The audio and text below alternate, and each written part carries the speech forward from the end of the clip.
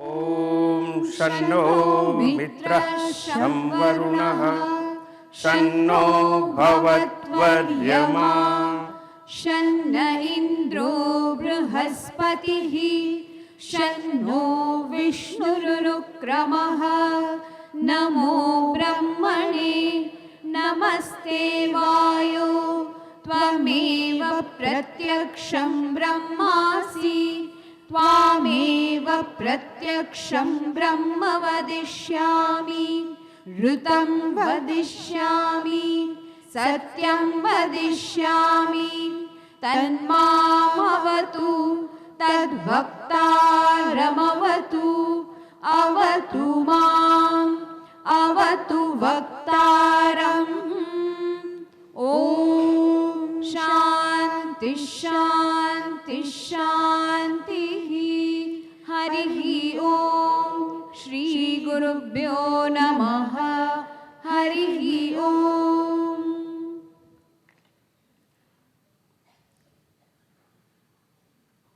अष्टावक्र गीता પ્રકરણ 1ની આપણે નિર્વિઘ્ને સમાપ્તિ કરી ચૂક્યા છીએ.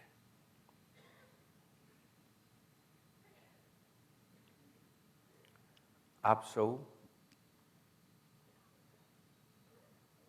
મેં કહ્યું હતું ગઈકાલે, મારા માટે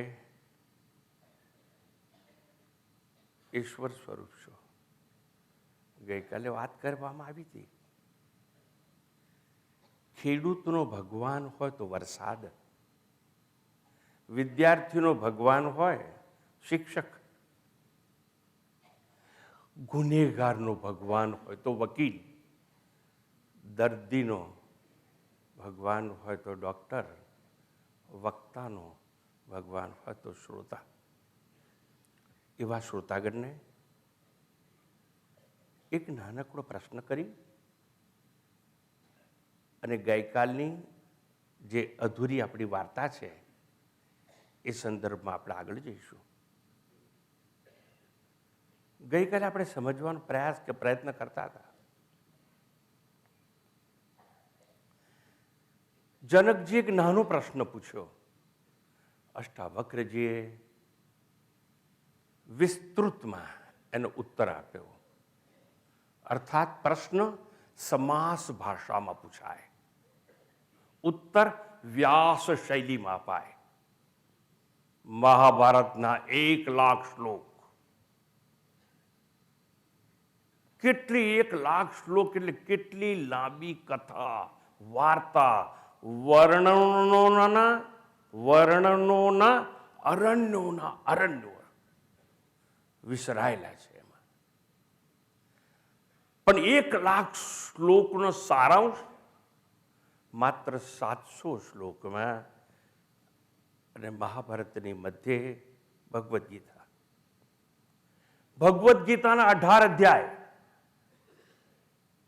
એને વ્યાસ શૈલી કહીએ તો મહત્વનો અધ્યાય 13મો,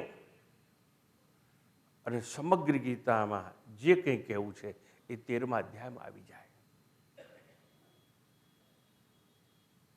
એટલે આપણે જનકનો સમાસ શૈલી દ્વારા પૂછાયેલો પ્રશ્ન, એનો અષ્ટાવક્રજીએ ખૂબ લંબાણપૂર્વક ઉત્તર આપ્યો અને આપણે સમજી ચૂક્યા. હવે આજે આપણે પ્રસ્થાન કરવાનું છે આગળ.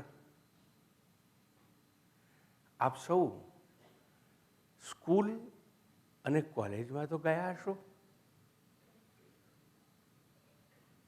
વિદ્યાર્થીઓ બેસે, શિક્ષક સામે ઊભો હોય, શિક્ષક જેના પર લખે કંઈક એને શું કહેવાય છે? શું કહેવાય છે? Blackboard. We don't know Y it is black. એવો કયો નિયમ છે કે બ્લેક એટલે કાળું જ હોય? એટલા માટે હોય કે સફેદ ચોકથી લખવામાં આવે છે. વ્હાઇટ બોર્ડ હોય અને સફેદ ચોકથી લખો, વંચાય જ નહીં, સમજાય જ નહીં, લખાણ નિરર્થક નીવડે. કેમ? જે લખાણ લખવામાં આવે છે ને એની પાછળની પાર્શ્વ ભૂમિકા બરોબર નથી. સફેદ ચોકથી લખીએ અને બેકગ્રાઉન્ડ એટલે પાર્શ્વ ભૂમિકા કાળી હોય તો સફેદ અક્ષરો ઉઠી અને આવે આંખ સામે. એને કહેવાય ફિગર એન્ડ ગ્રાઉન્ડ. પણ એ વિજ્ઞાનનો મોટો વિષય છે, એના પર જતો નથી. હું કહું છું એ સંભળાય છે? હા કે ના? હા હોય તો જોરથી, નહીં હા હોય તો જોરથી ઓમ બોલવાનું. કારણ કે મારે ચેક કરવું છે, બહુ ભીડ છે આજે, લોકો નીચે બેઠા છે. છેલ્લા ખૂણામાં સંભળાય છે? આ બાજુ સંભળાય છે? વચ્ચે સંભળાય છે? આ બાજુ સંભળાય છે? બધાને સંભળાય છે, બધાને સંભળાય છે. કેમ? You know, because background is quiet, tranquility. આ જ પ્રશ્ન હું તમારી શાક માર્કેટમાં ઉભો રહીને પૂછું, સંભળાય છે? તો તમારે શું કહેવું પડે? મુશ્કેલી થાય. કોઈ પણ વસ્તુને સમજવા માટે એની પાર્શ્વ ભૂમિકાને સમજવી પડે, એનું બેકગ્રાઉન્ડ સમજવું પડે. મારે આજે બીજો અધ્યાય શરૂ કરવાનો. જનકે જે સાંભળ્યું, શ્રવણ કર્યું ને, જનકની અલૌકિક દિવ્ય અનુભૂતિ કેવી છે? જેમ તમે આટલા દિવસથી સાંભળો છો, મેં તો તમને પૂછ્યું નથી કે તમારો પ્રતિભાવ શું છે, પણ જનક પોતાની અભિવ્યક્તિ કરશે. ઉપદેશ જે આપવામાં આવ્યો છે તેની. પણ અષ્ટાવક્રજીએ જે કંઈ સમજાવ્યું, જે ઉત્તરો આપ્યા, જનકની શંકાનું સમાધાન કર્યું, એના સંદેશની નિવૃત્તિ કરી, એ શું હતી? એ પાર્શ્વભૂમિકા.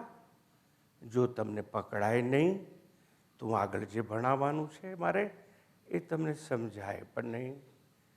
એટલા માટે તમારા સૌના સદભાગ્ય માટે હું જે આગળ ભણાવવાનો છું એ સ્પષ્ટ સુસ્પષ્ટ રીતે તમે પકડી શકો, એના માટે પાર્શ્વભૂમિકા આપણે જાણવી જોઈએ. અને એ પાર્શ્વભૂમિકા ટૂંકમાં સમાસ શૈલીમાં તમારી સમક્ષ રજૂ કરવા માટે હું સ્વામીની તન્મયાનજીને કહું છું, ઉપર આવો અને સમય લો અને પ્રથમ અધ્યાયના 1 થી 20 શ્લોકમાં જે કંઈ કહેવાયું એને ટૂંકમાં સમાસ શૈલીમાં મારા વહાલા પ્રિય શ્રોતાઓ સમક્ષ રજૂ કરો. અને પાર્શ્વભૂમિકા તૈયાર થયા બાદ હું આગળ સમજાવવાનો નમ્ર પ્રયાસ કરીશ. આવો. પ્રથમ પ્રકરણ ઉપર પૂજ્ય સ્વામીજીએ લગભગ 30 દિવસ સુધી જે પ્રવચનો કર્યા એ સાગર સમાન એને સમાસ શૈલીમાં ગાગરની અંદર પૂરવાની જે અનુજ્ઞા પ્રાપ્ત થઈ છે એને રજૂ કરવાનો નમ્ર પ્રયત્ન કરું છું. અધ્યાત્મ ઉન્નતિનું ઉચ્ચતમ શિખર ઉપર બિરાજમાન ગહન તત્વજ્ઞાનથી પરિપૂર્ણ મહાન ગ્રંથ એટલે અષ્ટાવક્ર ગીતા, જેમાં ઉપદેષ્ટા છે અષ્ટાવક્ર મુનિ, જેમણે જનકની સભાની અંદર બંદીને પરાજિત કર્યા હતા. અને એનો શ્રોતા છે જનક. એટલે કોણ? મિથિલાયામ પ્રદીપ્તાયામ નમે દહ્યતિ કિંચન, એવી અનાસક્તિને વરેલો રાજા જનક એનો શિષ્ય છે. જનકજી એકવાર જંગલમાં ભ્રમણ કરે છે. જંગલમાં ભ્રમણ કરતા કરતા કરતા મધ્યાહને ભૂખ લાગે છે અને ભીખ માંગે છે. દાળ અને ચોખા માંગીને હલનામાં ખીચડી ચઢાવે છે. ત્યાં લડતા લડતા 2 કૂતરા આવે છે, હલનું તોડી નાખે છે, ખીચડી ઢોળાઈ જાય છે અને જનકજીનું સ્વપ્ન રોળાઈ જાય છે. એકદમ સફાળા પોતાની શૈયામાંથી ઊભા થાય છે જનકજી અને જુએ છે કે પોતે તો રાજમહેલમાં હતા. એ તો સ્વપ્ન હતું. સ્વપ્નમાં પોતે ભિખારી હતા, સ્વપ્નમાં પોતે ભૂખ્યા હતા, અને અહીં વર્તમાનની અંદર હું રાજા જનક છું. હું સત્તાના સૂત્ર સંભાળનાર, રાજભોગમાં આળોટનાર રાજા જનક છું. એમને પ્રશ્ન જાગ્યો, સત્ય શું છે? શું હું ભિખારી હતો એ અનુભવ સાચો, કે હું રાજા છું એ અનુભવ સાચો? જો મને ભૂખ લાગી હતી એ ભૂખનું દુઃખ સાચું છે, કે રાજભોગમાં આળોટતા હું સુખની શૈયા પર સૂતેલો છું એ સાચું છે? આ બંને વચ્ચે પ્રશ્ન જાગ્યો, અને વિટંબણાની વિચારધારાની અંદર અટવાયેલા એ રાજા જનકને પ્રશ્ન જાગ્યો, અને પોતાના પ્રશ્નને રજૂ કરીને અષ્ટાવક્ર મુનિ પાસે એ નમ્ર ભાવે પ્રયાસ કરે છે. અને ત્યાંથી અષ્ટાવક્ર ગીતાનો આરંભ થાય છે. જનકજી પ્રશ્ન પૂછે છે, કથમ મુક્તિર ભવિષ્યતિ, કથમ જ્ઞાનમ અવાપ્નોતિ, વૈરાગ્યમ ચ કથમ પ્રાપ્તમ, એ તદ્બ્રૂહિ મમ પ્રભો. હે ભગવાન, આપ મને સમજાવો, મુક્તિ કેવી રીતે પ્રાપ્ત થાય, વૈરાગ્ય કેવી રીતે પ્રાપ્ત થાય, અને જ્ઞાન કેવી રીતે પ્રાપ્ત થાય? આ સંદર્ભમાં પૂજ્ય સ્વામીજીએ સંવાદ પરંપરાનું આપણને દર્શન કરાવવામાં આવેલું હતું, અને ત્યારબાદ એ સંવાદ પરંપરા પ્રમાણે જનકજી વિધિવત ગુરુ પાસે જાય છે અને પ્રશ્ન પૂછે છે. ત્યારે અષ્ટાવક્ર મુનિ જેવા ગુરુ એને ઉત્તર આપીને કહે છે, વિધિ નિષેધ વાંચી એક શ્લોકની અંદર એને અધિકારીત્વનું દર્શન કરાવે છે અને કહે છે, મુક્તિમ ઈચ્છસી ચેત તાત, તારે મુક્તિની ઈચ્છા છે, વિષયાન વિષવત્યજ, તો તું વિષયોને ત્યાગી દે. વિષયો તો વિષ જેવા છે, અને ભયંકર વિષ જેવા વિષયોનું દર્શન કરાવતા પૂજ્ય સ્વામીજીએ અલ્લાઉદ્દીન ખિલજીનું દ્રષ્ટાંત આપણને આપ્યું હતું. વિષયો કેવા છે? ઝેર કરતા પણ ભયંકર છે, કારણ કે ઝેર તો ખાનારને માત્ર મારે છે, પરંતુ વિષયો તો માત્ર જોનારને દ્રષ્ટિપાત થતાની સાથે ઘાયલ કરી નાખે છે. અને અલ્લાઉદ્દીન ખિલજીએ માત્ર પદ્માવતીનું પ્રતિબિંબ જોયું હતું અને એ ઘાયલ થઈ ગયો હતો, અને યુદ્ધે અનેક લોકો હણાયા હતા. આમ વિષયોની અંદર ત્યાગ કરવાની વાત કહીને કહ્યું કે તારે સેવન કરવું જોઈએ. ક્ષમા, આર્જવ, દયા, સંતોષ અને સત્યનું તું પાન કર, અને અધિકારીત્વની પ્રાપ્તિ કરી લે. અને એવા અધિકારીત્વને પ્રાપ્ત કર્યા બાદ હવે તત્વજ્ઞાનનો મહાન ઉપદેશ આપતા કહે છે, ન પૃથ્વી ન જલમ ન અગ્નિ ન વાયુ દેવહુ ન ભવાન. આ પંચ મહાભૂત તું નથી, પૃથ્વી નથી, અગ્નિ નથી, જળ નથી, વાયુ નથી, આકાશ તું નથી. અર્થાત એ માત્ર લાઈનની અંદર રહેલો ગર્ભાર્થ સમજાવતા પૂજ્ય સ્વામીજીએ કહ્યું કે પંચમહાભૂત તું નથી. અર્થાત હે અર્જુન, હે જનક, તું પંચમહાભૂતનું પુતળું એવું આ સ્થૂળ દેહ નથી. પંચીકૃત પંચમહાભૂતમાંથી ઉત્પન્ન થયેલ આ સમગ્ર દ્રશ્ય પ્રપંચ તું નથી, અને આ દ્રશ્ય શરીર પણ તું નથી. એ જ રીતે અપંચીકૃત પંચમહાભૂતમાંથી ઉત્પન્ન થયેલ સૂક્ષ્મ શરીર પણ તું નથી, અને તું આ સૂક્ષ્મ પ્રપંચથી પણ મુક્ત છું. તો હું કોણ છું? તો એને સમજાવવામાં આવ્યું, એશામ સાક્ષિણમ આત્માનમ ચિદરૂપમ વિદ્ધિ મુક્તએ. જો તારે મુક્તિ જોઈતી હોય તો પોતાની જાતને આ પંચમહાભૂતના પુતળાના સાક્ષી રૂપે સમજી લે, ચૈતન્ય રૂપે તું જાણી લે, તો તું મુક્ત થઈ જઈશ. અને એ જ સંદર્ભમાં આગળ કહેતા કહે છે, ખૂબ મહાન ઉદ્ઘોષણા કરીને કહે છે અષ્ટાવક્ર મુનિ જનકજીને કહે છે, યદિ દેહમ પૃથક્કૃત્ય ચિતે વિશ્રમ્ય તિષ્ઠસી અધુનૈવ સુખી શાંત બંધ મુક્તો ભવિષ્યસી. જો તારે મુક્તિ કે મોક્ષ જોઈતો હોય અત્યારે અહીં જ ઉપલબ્ધ છે. કેવી રીતે ઉપલબ્ધ થશે? જો તારે મુક્તિ જોઈતી હોય તો દેહથી પોતાને ભિન્ન જાણી લે. યદિ દેહમ પૃથક કૃત્ય ચિતે વિશ્રામ્ય તિષ્ઠ, અને ચૈતન્યરૂપી આત્માની અંદર તું સ્થિતિ કરી લે. અર્થાત દેહાશક્તિમાંથી મુક્ત થઈ જા. દેહ તાદાત્મ્યને તું તોડી નાખ. પણ દેહ તાદાત્મ્ય તોડવું એટલે શું? પૂજ્ય સ્વામીજીએ પોતાના શબ્દમાં સમજાવ્યું હતું કે મૃત્યુ બાદ છૂટેલી દેહાશક્તિ કે બેહોશી કે બેહોશીની દશાની અંદર તૂટેલું દેહ તાદાત્મ્ય મુક્તિ નથી, પરંતુ આત્મ સ્વરૂપમાં સતત જાગૃતિને મુક્તિ કહેવામાં આવે છે. મુક્તિ કે મોક્ષ કોઈ કર્મના ફળરૂપે પ્રાપ્ત થનારી ઉપલબ્ધિ નથી. મુક્તિ કે મોક્ષ એ કોઈ દેશ અને કાળમાં ઘટનારી ઘટના નથી, પરંતુ મુક્ત તો તારું પોતાનું સ્વરૂપ છે. એ સ્વરૂપમાં તું સ્થિત થઈ જા. તું નિત્ય મુક્ત સ્વભાવ છે. અને એ જ સંદર્ભમાં આગળ ઉપદેશ આપવામાં આવ્યો અને કહેવામાં આવ્યું કે તું કોણ છું? નત્વમ વિપ્રાદિકો વર્ણ નાશ્રમી નાક્ષ ગોચર. તું અસંગ છું, વિશ્વ સાક્ષી છું. તું આ દેહ નથી. દેહના ધર્મો છે, આશ્રમ ધર્મ દેહના છે, વર્ણ દેહને લાગુ પડે છે. બ્રહ્મચારી, વાનપ્રસ્થી, ગૃહસ્થી, સંન્યાસી દેહને કહેવામાં આવે છે. એટલું જ નહીં, શુદ્ર, વૈશ્ય, બ્રાહ્મણ, ક્ષત્રિય એ પણ દેહના ધર્મો છે. તું આ દેહ નથી, માટે વર્ણાશ્રમથી તું પર છે. એવો અસંગ સ્વરૂપ પોતાને જાણી લે. અને જો એવું જાણી લઈશ તો હું દુઃખમાંથી મુક્ત થઈ જઈશ. હા, કેમ? કારણ કે ધર્મ ધર્મો સુખમ દુઃખમ માનસાની ન તે વિભો. સુખ અને દુઃખ પણ તારા ધર્મો નથી, એ તો સૂક્ષ્મ શરીરના અર્થાત કે મનના ધર્મો છે.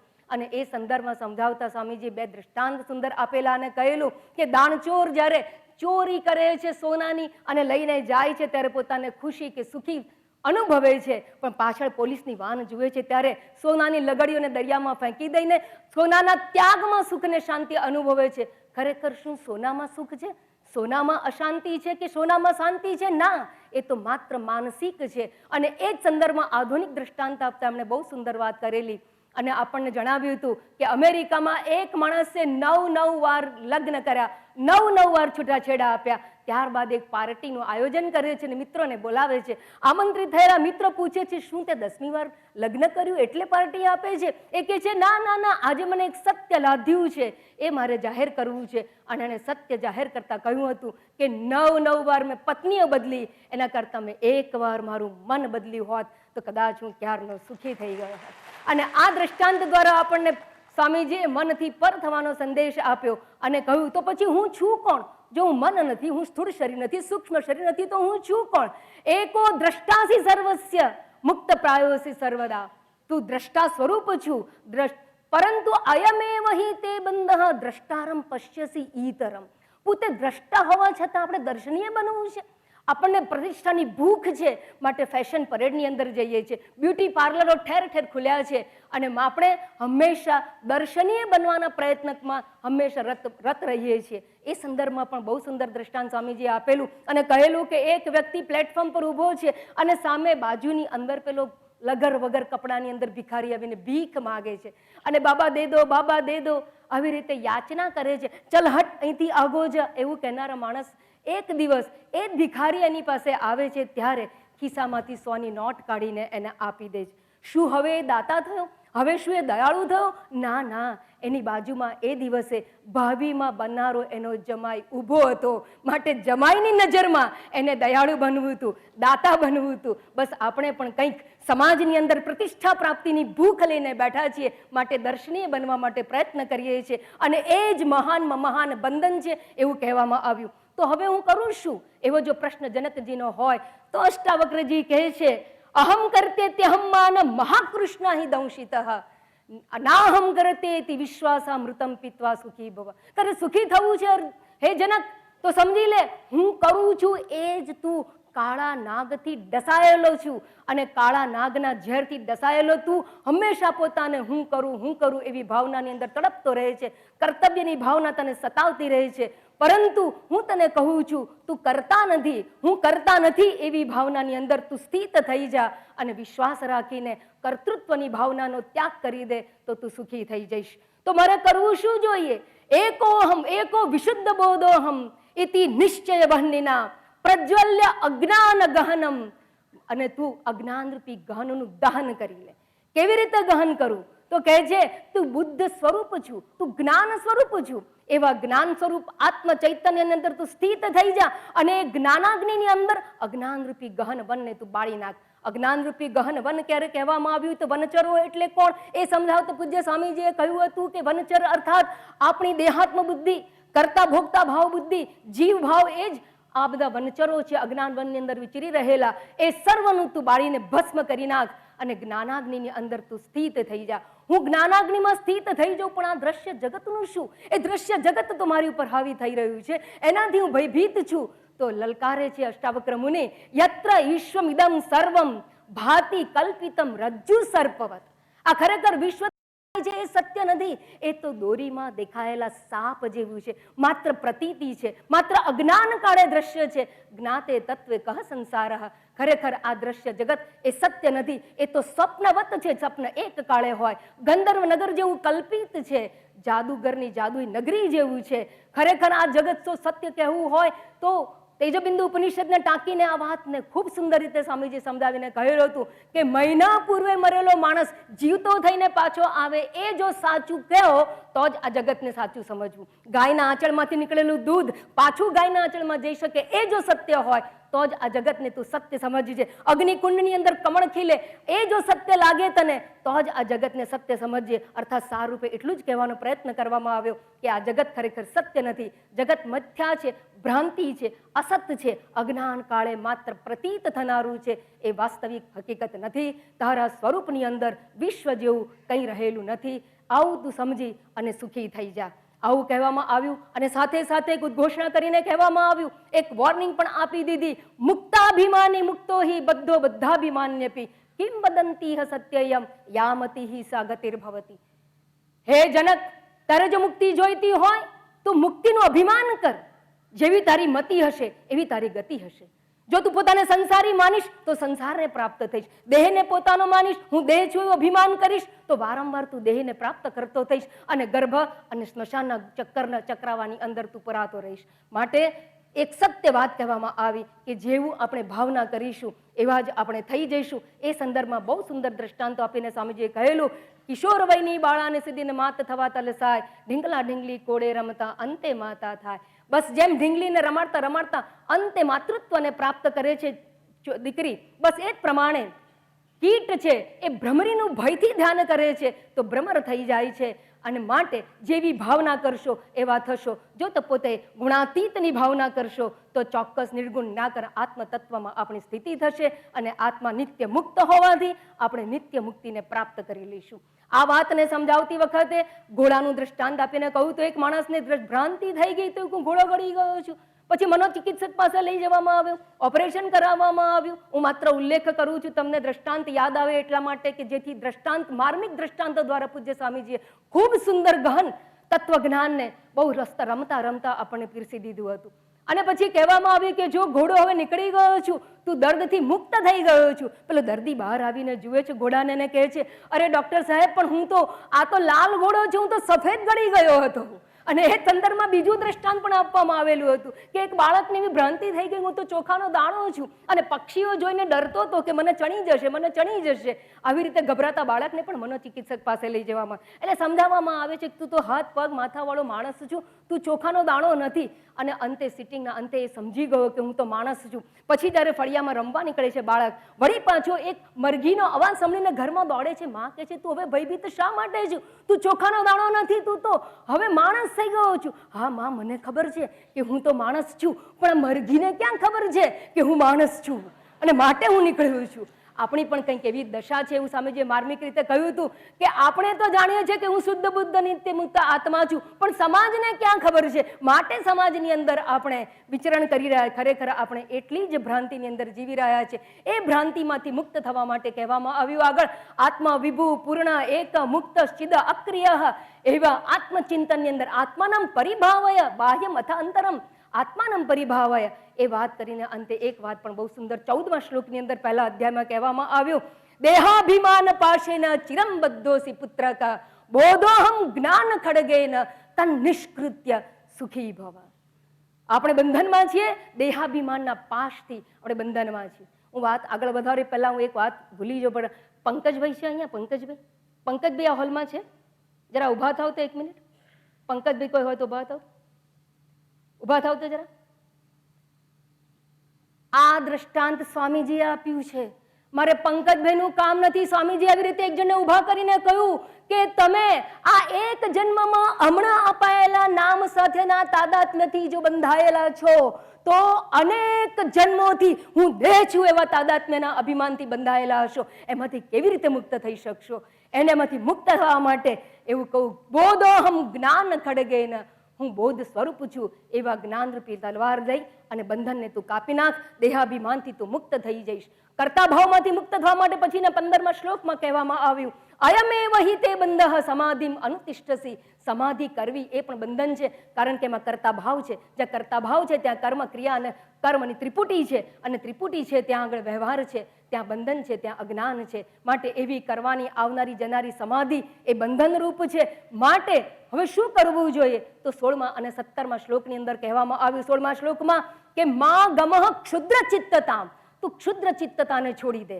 તારા હૃદયની અંદર રહેલી દેહાત્મ બુદ્ધિને છોડી દે, જીવ ભાવમાં છોડી દે, કારણ કે તું આવા ગમન કરનાર યોનિઓની અંદર ભટકનાર જીવાત્મા નથી, પરંતુ તું તો જ્ઞાન સ્વરૂપ આત્મા છું એવું સમજવા માટે ભવ ચિન્માત્ર વાસન, ચૈતન્યની વાસના વાળો થા. અને ચૈતન્યની વાસના વાળો થા એમ કહીને 17મા શ્લોકમાં આ સત્રના આરંભની અંદર નિરપેક્ષો નિર્ભરઃ શીતલાશય અગાધ બુદ્ધિ અક્ષુબ્ધ એમ કહીને ત્યાં કહેવામાં આવ્યું ભવ ચિન્માત્ર વાસ, ચૈતન્યની વાસના વાળો થા. અર્થાત શું? સૂક્ષ્મ બુદ્ધિ દ્વારા તું બ્રહ્મની ભાવના કરનારો થા. તું નિરપેક્ષ છું. અને નિરપેક્ષ શબ્દને સમજાવતા સ્વામીજી પોતાની આત્મચિંતનની જે પ્રવાહધારી વાતો હતી એ પ્રવાહિતાની અંદર આપણને લઈ ગયા હતા અને કહ્યું હતું કે હું ધનવાન નથી પણ હું સમૃદ્ધ છું.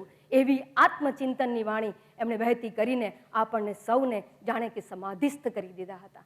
અને ત્યારબાદ શ્લોક નંબર 18 ની અંદર પણ મહાન ગર્જના કરવામાં આવી. સાકારમ અનૃતમ વિદ્ધિ નિરાકારમ તુ નિશ્ચલમ એતત તત્વોપદેશેન ન પુનર્ભવ સંભવ. પુનર્જન્મથી મુક્તિ જોઈતી હોય તો સાકારને તું અસત સમજ, મિથ્યા સમજ. અને ચૈતન્ય તત્વ, પરમાત્મા તત્વ તો નિરાકાર છે. જો પરમાત્મા સાકાર હોત, જો આપણે સાકારની મૂર્તિની પૂજા કરતા હોત તો જયપુરની યાત્રા કરવી જોઈએ અને ત્યાં પ્રદક્ષિણા કરતા હોત. સ્વામીજીએ કહ્યું સાકાર તો માત્ર આરંભનું આલંબન માત્ર છે. જેમ ક શીખવા માટે કમળનું આલંબન લેવામાં આવે, એ શીખવા માટે એપલનું આલંબન લેવામાં આવે, એવી રીતે મૂર્તિનું આલંબન લઈને પછી તો નિરાકાર આત્મ ચૈતન્યમાં સ્થિતિ પ્રાપ્ત કરવાની છે. પરમાત્મા તો નિરાકાર છે, સર્વવ્યાપ્ત છે. એ જ સંદર્ભમાં 19મા શ્લોકમાં કહેવામાં આવ્યું કે જેવી રીતે દર્પણની અંદર પ્રતિબિંબ દેખાય, પ્રતિબિંબ જ્યાં છે ત્યાં પણ દર્પણ છે. પ્રતિબિંબની બહાર, આજુબાજુ, ઉપર નીચે દરેક જગ્યાએ દર્પણ માત્ર છે, દર્પણ સિવાય કંઈ નથી. એ જ પ્રમાણે આ આત્માને દર્પણ વચ્ચે જાણો અને આ સાકાર સર્વની અંદર બહાર સર્વત્ર માત્ર ચૈતન્ય આત્મા જ વિલસી રહ્યું છે. અને અંતિમ શ્લોકની અંદર કહેવામાં આવ્યું જેવી રીતે આકાશ ઘટની અંદર અને બહાર સર્વત્ર વ્યાપીને રહેલું છે, આકાશમાં જ સર્વ કંઈ રહેલું છે, એ જ પ્રમાણે આ સર્વ કંઈ આત્મ ચૈતન્યની અંદર જ રહેલું છે. બહાર અને અંદર નિત્યમ નિરંતરમ બ્રહ્મ સર્વભૂત ગણે તથા સર્વભૂતોની અંદર એ બ્રહ્મ વિલસી રહ્યું છે. એવા આત્મતત્વને બ્રહ્મ સ્વરૂપે જાણી અને તું જીવન મુક્તિને પ્રાપ્ત કર, એવો ઉપદેશ અષ્ટાવક્રજીએ જનકજીને પ્રથમ પ્રકરણમાં આપવામાં આવ્યો. મેં મારો યથામતી પ્રયત્ન કર્યો. આપ સૌ હું ધન્ય છું. મારું કામ પાર્શ્વ ભૂમિકાનું સ્વચ્છ સ્પષ્ટ ચિત્રણ કરી મારું આગળનું કામ સરળ કરી આપવામાં આવ્યું છે. હવે આપણે પાર્શ્વ ભૂમિકાની બેકગ્રાઉન્ડની મદદથી દ્વિતીય પ્રકરણમાં પ્રવેશ કરવાનો નમ્ર પ્રયાસ કરીશું.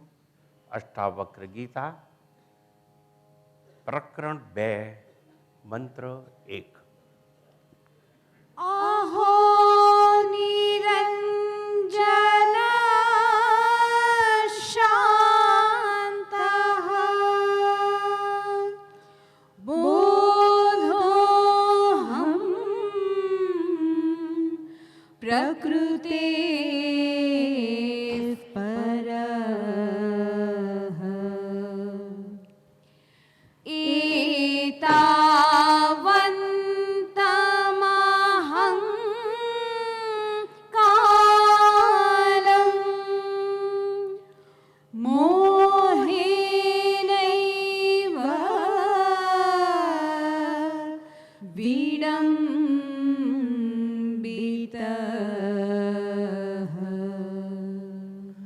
મોહે નૈવ વિડંબિતઃ.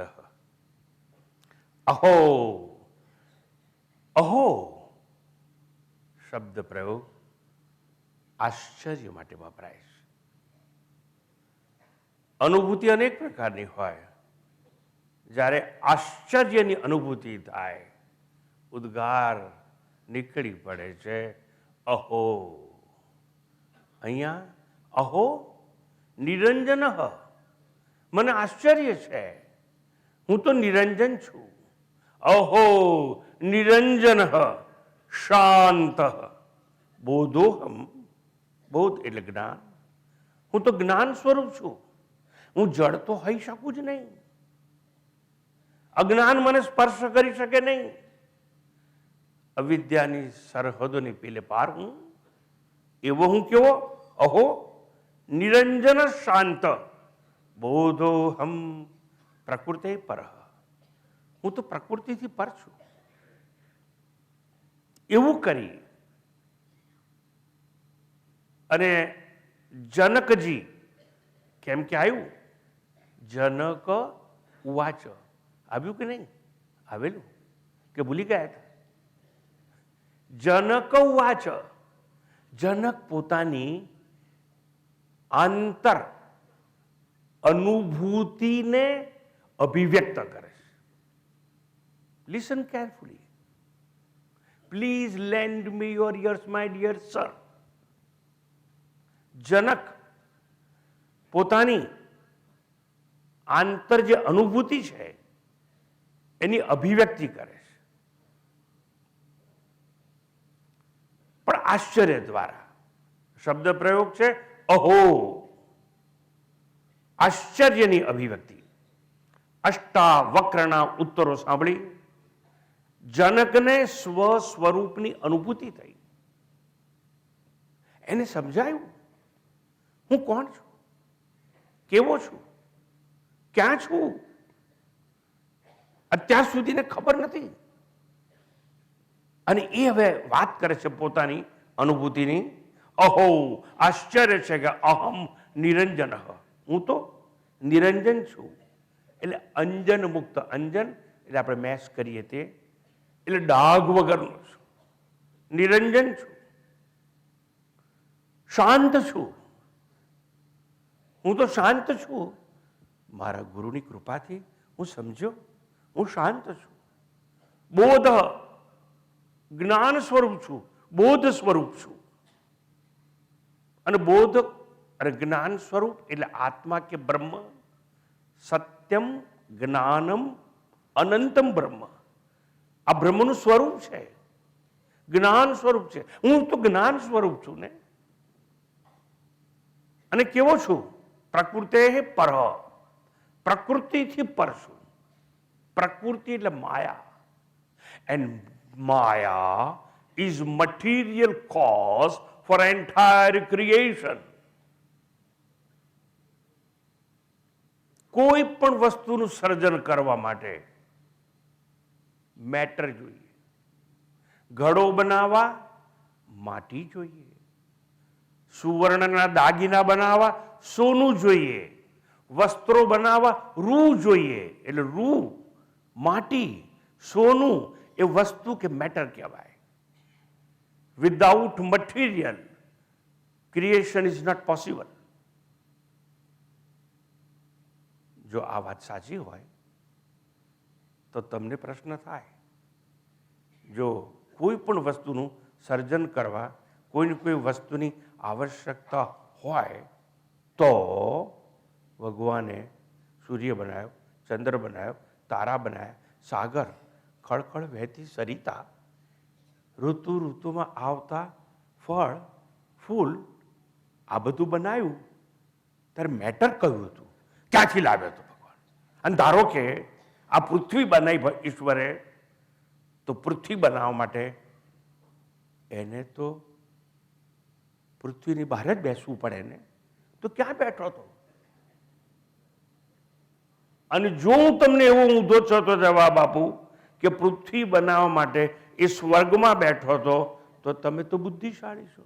તરત મને પૂછશો કે સ્વર્ગ બનાવ્યું ત્યારે ક્યાં બેઠો હતો? એટલે મારે એવું જ કહેવું પડે કે નરકમાં હતો. અને ભગવાન નરકમાં હોય નહીં. But heaven and hell, that is not Indian philosophy.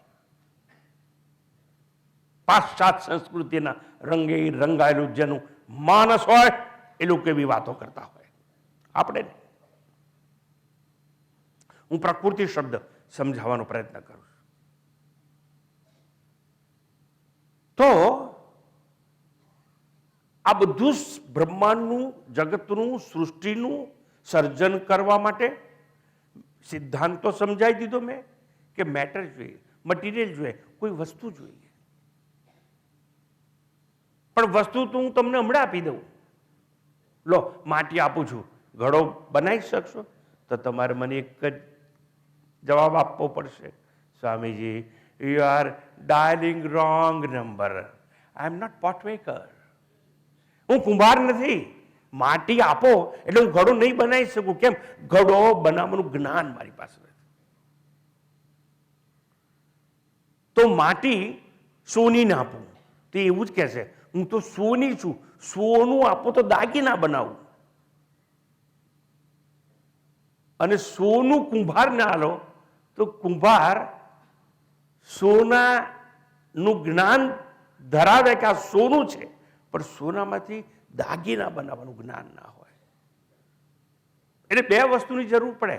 કોઈ પણ વસ્તુના સર્જન માટે બનાવવાનું, સર્જન કરવાનું જ્ઞાન પણ હોવું જોઈએ. અને જ્ઞાન હોય પણ મટીરિયલ ના હોય તો પણ વસ્તુ બનાવી શકે નહીં. તો એક મેટર, મટીરિયલ, જેને વસ્તુ કહેવાય, એને ઉપાદાન કારણ કહેવામાં આવે. માટી ઉપાદાન કારણ છે, રૂ ઉપાદાન કારણ છે, સોનું ઉપાદાન કારણ છે. સુથાર ફર્નિચર બનાવે તો લાકડું ઉપાદાન કારણ છે. એટલે વસ્તુ પણ જ્ઞાન પણ જોઈએ ને, તો કે હા, તો જે જ્ઞાન છે બનાવવાનું એને નિમિત્ત કારણ કહેવામાં આવે છે. બે જાતના કારણો જોઈએ, ઉપાદાન કારણ, નિમિત્ત કારણ. અને જો બે વસ્તુનું સંયોજન થાય તો જ કોઈ વસ્તુનું સર્જન થાય. વસ્તુ, મટીરિયલ કોઝ, બનાવવાનું જ્ઞાન, that is known as efficient cause. આ બે કારણો ભેગા થાય તો જ કંઈક બને. પણ સ્વામીજી તમે જ કહ્યું ને હમણે કે આ સુથાર હોય લાકડું બહારથી લાવવું પડે, કુંભારને માટી બહારથી લાવવી પડે. એટલે કોની પાસે? મધર અર્થ, પૃથ્વી પાસેથી માટી લાવવી પડે. કપાસનો છોડ પણ પૃથ્વીમાં જ ઉગે ને. આ બધા લોકો છે ને, કુંભાર હોય, સુથાર હોય, સોની હોય, they are dependent on mother earth. ત્યાંથી એને વસ્તુ લેવી પડે છે. અને આ સત્ય હોય તો મને કહો, ભગવાન જો સૃષ્ટિ રચયિતા હોય, જગતનું નિર્માણ એને કર્યું હોય, તો એ નિર્માણ કરવા માટે વસ્તુ, મેટર, મટીરિયલ લાવે ક્યાંથી? સુથાર તો ઝાડ પાસે ગયો, તાર કાઢનાર વણકર કપાસના છોડ પાસે ગયો, પૃથ્વીના પેટાળમાંથી સોનું નીકળ્યું. ભગવાને શું કર્યું? અને ભગવાન કેવી રીતે બનાવી શકે? ભગવાને ક્યાંય જવાનું નહીં. સુથાર, સોની, they are dependent on mother earth, એટલે પૃથ્વી ઉપર આધારિત છે. ભગવાન કોઈના પર આધારિત નથી, સર્વશક્તિમાન છે, સર્વજ્ઞ છે, સૃષ્ટિ રચયિતા છે, કર્મફળ દાતા છે. એને મેટર, મટીરિયલ માટે કોઈ પર આધાર રાખવો પડતો નથી. અરે એવું તો બને જ નહીં ને. અરે બની શકે, હું સમજાવી દઉં. હવે તમને પૂછું છું, my dear sir, you know who is mister spider? ના સમજાયું? કઈ નહીં. અલા કરોળિયો એટલે શું જાણો છો કે નહીં? અલા આ કે ના? હવે મને કહો, કરોળિયો પોતાનું જાળું બનાવે છે કે નહીં? આ કે ના? તો કરોળિયો પોતાનું જાળું બનાવવા માટે તાર અને તાર માટેનું મટીરિયલ લાવે છે અમદાવાદના કયા સ્ટોરમાંથી? ઉતારી જાય. માફ કરજો, મને સામ્યવાદ ખબર છે. પછી સામ્યવાદ પછી પોલિટિક્સમાં કયો વાદ હોય? હે? માઓવાદ, સામ્યવાદ, સમાજવાદ. આ બધું જ મને સમજાય. મને ના સમજાય અમદાવાદ. તો અમદાવાદીઓને પ્રશ્ન કરું છું કે કરોળિયો જાળું બનાવવાનું મેટર, મટીરિયલ, તાર એ લાયો ક્યાંથી? કોઈની પાસેથી નહીં. તો કેવી રીતે જાળું બનાવ્યું? પોતાના પેટમાંથી અને પોતાની સલાઈવા લાળ કાઢી અને આમ ચોંટ્યો ને આમ ગયો, પછી આમ ગયો ને આમ આમ આ એની પાસે મટીરિયલ છે એટલું જ નહીં, જાળું બનાવવાનું જ્ઞાન પણ છે. એટલે મિસ્ટર સ્પાઈડર અથવા કરોળિયો વસ્તુ પણ છે, એટલે ઉપાદાન કારણ પણ છે, અને જાળું બનાવવાનું જ્ઞાન પણ છે, એટલે નિમિત્ત કારણ પણ છે. ઇન ધ સેમ વે જેને આપણે ઈશ્વર કહીએ છીએ, સર્વશક્તિમાન કહીએ, સર્વજ્ઞ કહીએ છીએ, he is efficient cause, at the same time he is material cause also. જેમ કરોળિયા પોતાના પેટમાંથી લાળ કાઢી અને જાળું બનાવ્યું, એમ ઈશ્વરે પોતાની ભીતરથી એક શક્તિ ઉત્પન્ન કરી. એ શક્તિનું નામ છે માયા. અને માયા નામની શક્તિ, maya is material cause for entire creation. અને માયા આ બધું સર્જન કરેલું છે. માટે આ શરીરને માયામાંથી બની એટલે એને કહેવાય છે કાયા. હવે મારે એ સમજાવવું છે, ઈશ્વર કોઈના પર ડિપેન્ડન્ટ નથી, કોઈની મદદ લીધી નથી એને, પણ પોતાની માયા શક્તિ દ્વારા આ બધું સર્જન કર્યું. અને શક્તિનું નામ છે માયા. આ બધું માયાનું સર્જન છે. પણ એ માયાનું પર્યાય બીજું નામ પ્રકૃતિ કહેવામાં આવે છે. માયામ તું પ્રકૃતિમ વિદ્ધિ, એવું ઉપનિષદોએ આપણને કહ્યું. અને અહીંયા આ જનક કહે છે, અહો અહમ નિરંજન શાંત બોધ પ્રકૃતે પર. હું તો પ્રકૃતિથી પર છું, એટલે માયાથી પર છું, એટલે માયાથી સર્જાયેલો હું નથી. આઈ એમ અનબોર્ન, અનસીન, સુપ્રીમ રિયાલિટી. અજન્મા છું, અનંત છું, નિરાકાર છું, શાંત છું, જ્ઞાન સ્વરૂપ છું. અને પ્રકૃતિ પર એવો શબ્દ આવ્યો, અહો નિરંજન શાંતો બોધોહમ પ્રકૃતિ પર. એટલે હું માયા કે પ્રકૃતિનું સર્જન નથી. આ માત્ર ભાષાંતર ચાલે છે શબ્દોનું. તો હું કોણ? અહમ એતાવંતમ. હે ગુરુ, તારા ઉપદેશથી ત્યાં જે પહેલા પ્રકરણમાં મને સમજાયું, હવે હું તને કહું છું, હું તો આવો છું, પણ શું કરું? અહમ એતાવંતમ, આટલા લાંબા સમયથી, એતાવંતમ કાલમ મોહેન એવ વિડંબિત. મોહથી હું ઠગાયો છું. આટલા લાંબા સમય સુધી હું તારા ચરણમાં જ્યારે સમર્પિત નહોતો થયો ત્યાં સુધી હું ઠગાયેલો હતો. મને ખબર નથી કે હું કોણ છું. એતાવંતમ કાલમ મોહેન એવ વિડંબિત, એટલે હું ઠગાયો છું મારાથી, છેતરાયો છું મારાથી, એટલે મારા અજ્ઞાનથી, મારી અવિદ્યાથી છેતરાયો છું, મારા મોહથી હું ભ્રમિત થઈ ગયો. કાલમ મોહેન એવ વિડંબિત. This is mere translation. માત્ર શબ્દોનો અર્થ સમજાયો, એ પણ સાર્થક નહીં.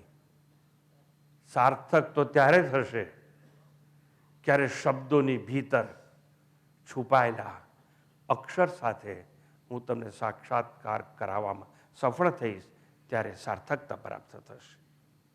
મારે તમને કહેવું છે, હવે આપણે આગળ જઈએ. બહુ સુંદર પાર્શ્વભૂમિકા આપવામાં આવી. હવે ધીરે ધીરે આગળ જઈએ. શબ્દોનો સામાન્ય અર્થ સમજ્યા બાદ અંદર છુપાયેલા સંકેતોને પ્રાપ્ત કરવા માટે અહો શબ્દ આશ્ચર્યની અભિવ્યક્તિ માટે છે. અને અષ્ટાવક્રજીના ઉપદેશ બાદ જનકજી પોતાની અનુભૂતિની વાત કરવા માંગે છે. પોતાની અનુભૂતિ કેવી છે ખબર છે? અવર્ણનીય છે. વર્ણન થાય નહીં. જ્યારે સ્વામી વિવેકાનંદ રામકૃષ્ણ જેવા ગુરુ પાસે ભણતા હતા અને આવો પ્રશ્ન કરે તો કે અનુભૂતિ થાય એ કેવી હોય. એટલે કે મારી જોડે ચાલ હુબલી નદીના કિનારે ગંગાનું નામ બદલાઈ ગયું, કલકત્તા પાસે દક્ષિણેશ્વર મંદિર પાસે સ્નાન કરવા લઈ જાય છે ગંગામાં. પછી રામકૃષ્ણ અદના ગુરુ પેલા વિવેકાનંદ એટલે નરેન્દ્ર એને ગળચું પકડીને ડૂબાડે છે. પેલો ઊંચો આવવા પ્રયત્ન કરે, ડૂબાડે છે. પેલો ઊભો થવા પકડ, પછી બહાર આવવા દે છે. બોલ તને કેવી અનુભૂતિ થઈ? એટલે બોલું કેવી રીતે? મેં તો કઈ સમજાતું જ નતું. જો મને શું થયું એ તમારે જાણવું હોય તો તમે ડૂબો અને પછી મને કહો. આત્માનુભૂતિ, આત્મ સાક્ષાત્કાર, પોતાના સ્વ સ્વરૂપનું જ્ઞાન એક એવી અનુભૂતિ છે કે શબ્દો દ્વારા વર્ણવી શકાય નહીં. કારણ કે આત્મા વાચાતીત છે, નિર્ગુણ છે, એટલે એનો કોઈ ગુણ નથી. આંખનો સમજો એવો ગુણ છે કે જે આકારને પકડી શકે, કાન શબ્દને પકડી શકે, જીભ સ્વાદને પકડી શકે, ત્વચા સ્પર્શનો અનુભવ કરી શકે. પણ કોઈ ઇન્દ્રિયોથી આત્મા તો જણાય તેવો છે નહીં. આંખથી દેખાતો હોય તો આપણે એમ કહીએ ગોળ છે, ચોરસ છે, લાંબો છે, જાડો છે, પાતળો છે. અને ભ્રાંતિમાં સપડાયેલો સમાજ ઘણી વાર કહે કે આંખો બંધ કરીને બેઠો મને આમ ધુજારી થઈ. એટલે આત્મા કોઈ ઇલેક્ટ્રિકલ ઇન્સ્ટ્રુમેન્ટ નથી તને ધુજારી થાય. મારા બેટા નીકળી પડ્યા. કોઈ ઇન્દ્રિયો દ્વારા આત્મા પકડાય તેમ નથી. અને એમાં કોઈ ગુણ હોય તો વાણી એનું વર્ણન કરી શકે. It is beyond language, far from language. એટલા માટે શું કહ્યું? અવર્ણનીય છે, વાચાતીત છે, વાણીની પેલે પાર છે. વાણી કર્મેન્દ્રિયોમાં આવે. જો જ્ઞાનેન્દ્રિયો પકડી ના શકે તો કર્મેન્દ્રિયો કઈ રીતે પકડી શકે? એટલે આ જનક કહે છે કે હે ગુરુ, મારી જે આત્માનુભૂતિ છે ને, આશ્ચર્ય છે મને, બસ એટલું જ કહું છું. અહો, હું સમજાવી શકું તેમ નથી. અહો નિરંજન શાંત, હું તો નિરંજન છું, શાંત છું, જ્ઞાન સ્વરૂપ છું અને પ્રકૃતે પર, એટલે હું માયાનું સર્જન નથી. અહો આશ્ચર્ય છે. આવી રીતે પ્રથમ પ્રકરણમાં અષ્ટાવક્રજી જનકના ઉત્તરો આપે છે. બીજા પ્રકરણમાં જનકજી પોતાની આત્માનુભૂતિનું વર્ણન કરે છે. ઉપદેશ સાંભળ્યા બાદ ઉપદેશ પાકર નૃપ જનક, ઉપદેશ પાકર નૃપ જનક, નિજ રૂપ લખ હર્ષિત હુએ, વર્ણન લગે કરને વહી જો જો ઉને અનુભવ હુએ. વર્ણન કરે છે શેનું? વર્ણન લગે કરને વહી જો જો ઉને અનુભવ હુએ. શું અનુભવ થાય છે? मैं शांत हूं, निर्दोष हूं, मैं हूं प्रकृति से परे, हूं बोधमय बस मोह से, अब तक ठगाया मैं अहो. અત્યાર સુધી મારી અવિદ્યાથી, અજ્ઞાનથી હું ઠગાયેલો છું. હું છું કેવો? मैं हूं निरंजन शांत निर्मल, बोध माया से परे, मैं काल का भी काल हूं, मन बुद्धि काया से परे. હું મન બુદ્ધિ કાયાથી પેલે પાર છું. અનાયાસ એવું થયું. मैं तत्व अपना भूल कर व्यामोह में था पड़ गया, श्रुति संत गुरु ईश्वर कृपा अब मुक्त બંધન સે ભયા. સંત અને ગુરુની કૃપાથી હવે બંધનથી મુક્ત થયો છું. એમ કરી જનક પોતાના અનુભવની વાતો કરે છે. એના પર આપણે વિચાર કરવાનો. અહો અહમ પ્રકૃતે પરહ અહમ એતાવંતમ કાલમ મોહેન એવ વિડંબિત. હું મારાથી ઠગાયો, એટલે મારા અજ્ઞાનથી, મારી અવિદ્યાથી, મારા મોહથી ઠગાયો, મોહ ભ્રમિત થયો. હું પ્રકૃતિનું કાર્ય નથી. પ્રકૃતિ એટલે માયા, માયાનું સર્જન નથી. જો હું માયાનું સર્જન નથી તો હું કેવી કાયા? પછી સ્થૂળ શરીર હોય, સૂક્ષ્મ શરીર હોય કે કારણ શરીર હોય. અરે હું શરીર નહીં, માયાનું કાર્ય નહીં, તો પંચમહાભૂતની પેદાશ કઈ રીતે?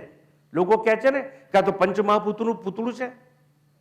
એટલે અગ્નિ, વાયુ, જળ આ બધા ભેગા થઈ અને માંસનો લોચો બન્યો છે. હાડ માંસનું પૂતળું છું હું. એ ભાઈ હું નથી. કેમ?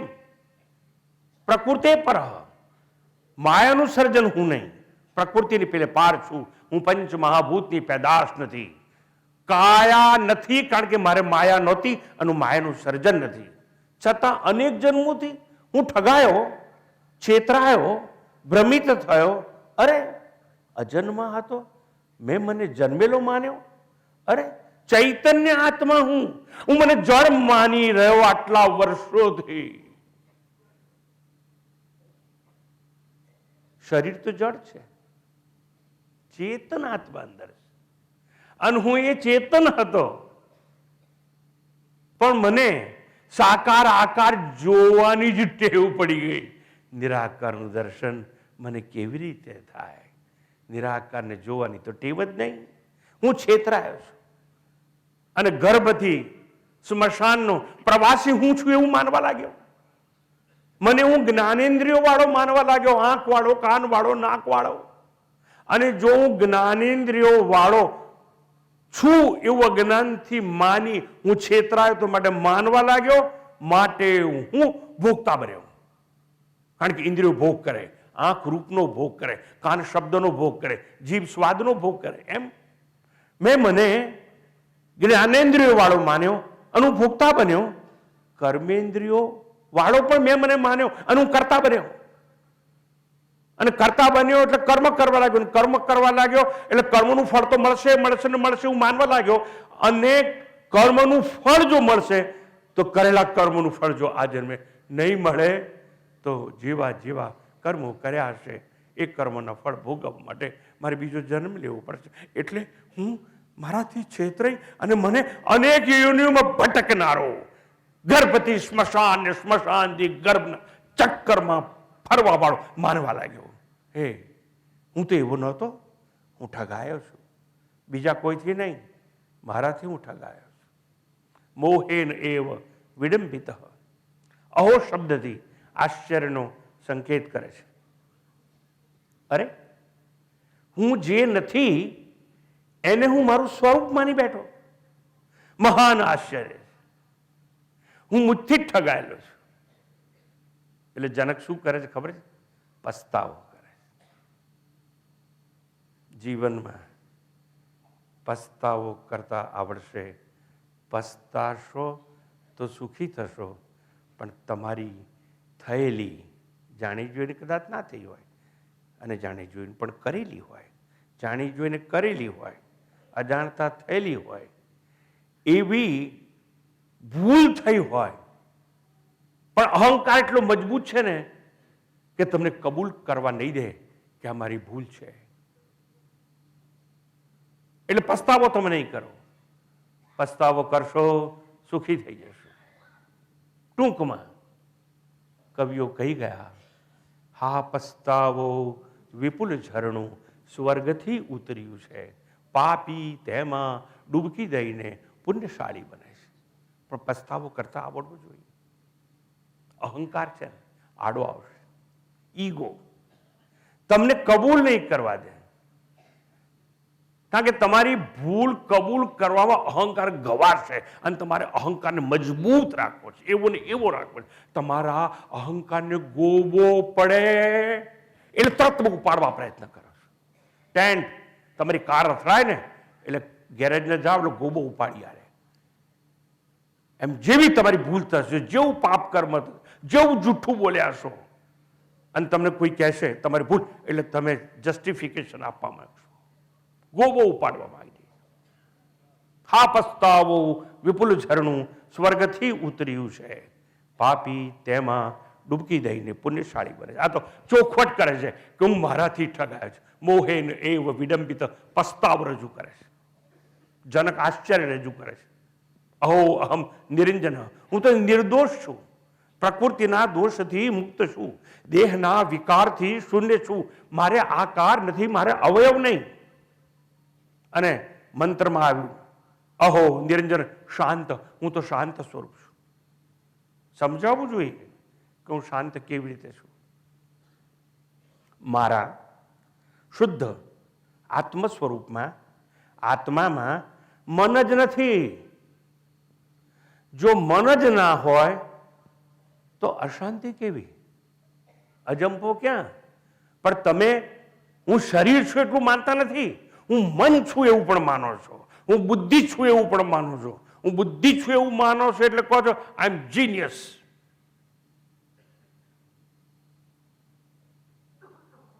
બુદ્ધિ સાથે તાદાત્મ્ય કરશો તો તમારે કહેવું પડે છે આઈ એમ જીનિયસ ઓર આઈ એમ એન ઇડિયટ.